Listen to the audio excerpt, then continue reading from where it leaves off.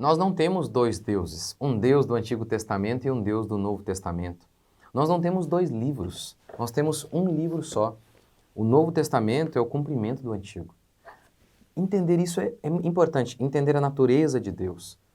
E é sobre isso que a gente vai falar hoje. Bom dia, graça e paz. A gente continua aqui falando sobre o Salmo 35, que é um salmo imprecatório, em que Davi está pedindo que Deus julgue a sua causa, que Deus puna seus inimigos. E muitas vezes, ao ver isso e ver Jesus falando no Novo Testamento, ame o seu inimigo, algumas pessoas pensam, tá vendo? Olha aí, ó. Tá vendo que no Novo Testamento tudo mudou? Não é verdade. Nós vemos, como eu expliquei para vocês, no Antigo Testamento, a ira de Deus e a misericórdia de Deus. Nós vemos no Antigo Testamento orações para que Deus puna inimigos, mas nós também vemos Deus ordenando que se ame o inimigo no Antigo Testamento. Provérbios declara, dá de comer ao seu inimigo. Dá de comer ao seu inimigo. Então a gente vê isso no Antigo Testamento. O mesmo se dá no Novo. Nós vemos orações imprecatórias, ou seja, pedindo que se destrua inimigos no Novo Testamento, e ao mesmo tempo nós vemos vemos os homens de Deus orando para que Deus puna seus inimigos. Por exemplo, vou citar isso aqui que eu acho que é o mais fácil. Apocalipse 6. Lá, os cristãos que morreram, a alma dos cristãos está lá com Deus. E aí eles oram assim, ó soberano santo e verdadeiro, até quando aguardarás para julgar os que habitam sobre a terra e vingar o nosso sangue? Esse texto fala sobre as almas dos mortos que haviam sido mortos por conta da palavra de Deus. Eles foram torturados, eles foram assassinados. E agora eles estão em Cristo, ou seja, não tem pecado. E eles oram como? Senhor, vinga o nosso sangue. Até quando o Senhor não vai vingar o nosso sangue? Não tem como dizer que essa oração deles é uma oração pecaminosa. Eles não têm mais pecado algum. Eles estão purificados de todo pecado, estão com Cristo. E a gente vê isso no Novo Testamento. A gente vê também lá em Atos 4,14. Alexandre o Latueiro, é Paulo falando, Alexandre o Latueiro causou-me muitos males. O Senhor lhe retribuirá segundo as suas obras.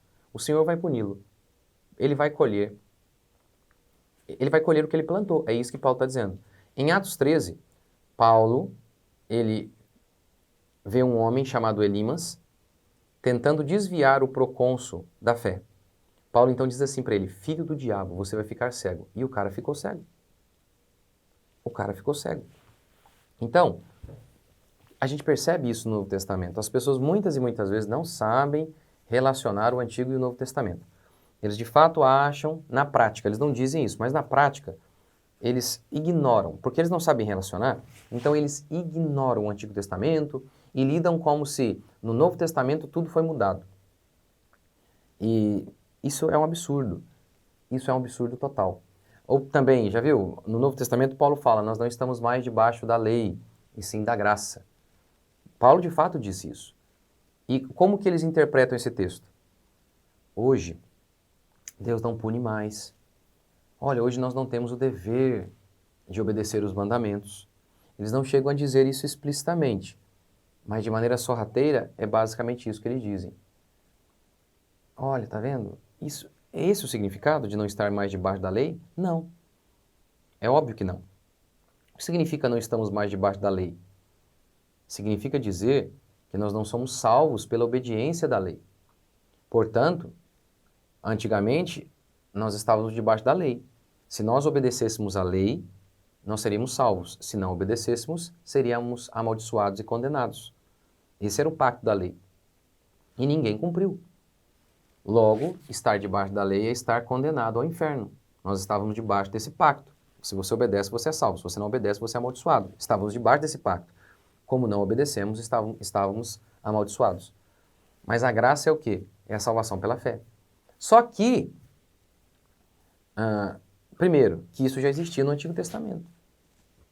No Antigo Testamento, quem foi salvo pela graça.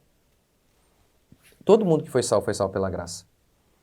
Segundo, não significa dizer que não temos mais que obedecer os 10 mandamentos. Faz o teste, mata alguém na rua ali e vê se você vai colher consequências ou não sobre isso. Outra coisa, eles dizem assim, agora a gente segue a lei do Espírito. Aí qualquer um que tenta explicar a lei, os mandamentos, olha, você tem que seguir isso, isso, isso, isso, isso. Aí eles dizem, isso é legalismo. Eu agora sigo o Espírito, não estou preocupado com regrinhas. Mas a Escritura, no Salmo 119, diz: Tu ordenaste teus mandamentos para que os cumpramos à risca. Então a gente quer entender o mandamento, como é que ele se aplica às nossas vidas, mas eles não têm, porque isso é legalismo.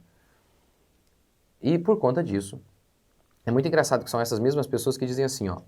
Ah, quer ver um exemplo bem claro? Ah, eu esqueci o nome da cantora, uma cantora famosa aí. Ela disse que se converteu, mas continua com roupas indecentes e cantando músicas de alto cunho sexual. E aí como ela respondeu? Basicamente nessa ideia de agora a gente está na graça. Olha, Deus julga o coração. E por aí vai. Percebe então como que as pessoas não entendem o Antigo e Novo Testamento? Como que elas acham mesmo que Deus mudou? Não mudou, Deus continua o mesmo. E é isso que a gente percebe então aqui com esse exemplo dos salmos imprecatórios. Nós percebemos isso. Deus não muda. Ele continua sendo o mesmo. No Novo Testamento, os homens continuam se indignando contra aquilo que é mal. Eles ficam profundamente indignados. E eles oram: Senhor, puna esses homens, punam os inimigos do Senhor. É assim que eles oram. E ao mesmo tempo, eles também são chamados a amar o inimigo. Nós vemos as duas coisas acontecendo na Bíblia. Portanto, lembre-se disso então. Esse é um preceito básico e você deve partir dele como preceito para interpretar a Bíblia. Deus é imutável, Ele não muda, porque a sua lei mudaria? Ele é o mesmo. Então o Antigo Testamento é para nós. Deus se ira contra o mal e ao mesmo tempo é misericordioso. No Antigo Testamento. Deus se ira contra o mal e ao mesmo tempo é misericordioso no Novo Testamento. É isso que a Escritura nos mostra. É isso que tudo isso que a gente vê na palavra de Deus nos mostra. Lembra, vai um outro exemplo. Eles pintam Jesus como o Jesus do The Chosen. Eu não gosto do Jesus do The Chosen. Não gosto. O pouquinho que vi, eu falei assim, parece muito ursinhos carinhosos. Por exemplo, você nota o Jesus entrando no templo, dando bicuda em tudo que é coisa. Ele xingando os fariseus de tudo que é nome. Xingando aqui para nós na minha região não tem a ver com falar palavrão, tem a ver com xingado, tipo, não é brigar. É só isso, tá? Pelo amor de Deus. Jesus não falou palavrão. É porque algumas regiões acho que xingar é falar palavrão, né? Acho que em Goiás, no Goiás, acho que é assim. Eu falei que eu xinguei meu filho, aí eles falaram, o quê? Eu acho que falou palavrão para ele. Não, xingar aqui para nós é tipo brigar, né? Dá esse sentido de estar brigando, mas não chamando de palavrão, nada disso. Enfim, então Jesus brigou com os fariseus e usando palavras pesadíssimas em relação a eles. E ao mesmo tempo ele era gracioso. Gracioso com pecadores arrependidos, implacável com aqueles homens que não queriam se arrepender. Portanto, essa é a perspectiva cristã. Nosso Deus não muda. Vamos orar? Senhor Deus e Pai, te agradecemos por mais um dia, pedimos que a tua bênção e o teu cuidado estejam sobre nós, que o Senhor possa nos guardar, nos livrar de todo mal, nos instruir na tua santa e bendita palavra, que possamos experimentar o melhor do Senhor, que a mão do Senhor esteja conosco, que o cuidado do Senhor esteja conosco, que nós possamos viver, ó Pai, para a tua glória. Dá-nos entendimento da tua santa e bendita palavra. Dá-nos entendimento a cada dia, para que possamos viver em plena comunhão contigo e experimentar a tua boa, perfeita e agradável vontade. Nós oramos em nome de Jesus. Amém. Valeu, gente. Até a próxima.